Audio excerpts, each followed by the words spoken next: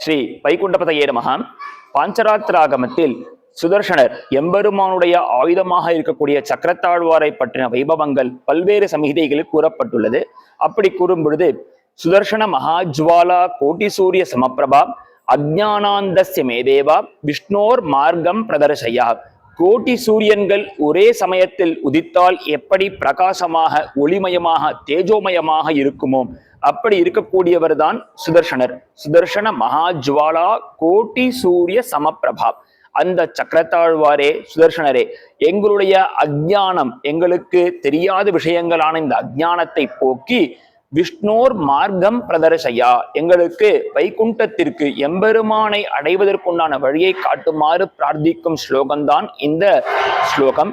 இதை நாம் சுதர்சன ஜெயந்தி அன்று நாம் சேவித்து சக்கரத்தாழ்வாரை வழிபட்டு அவருடைய அனுகிரகத்தால் வைகுண்டத்தை அடைந்து அனைத்து விதமான நல்வாழ்வையும் வாழ்வோமாக.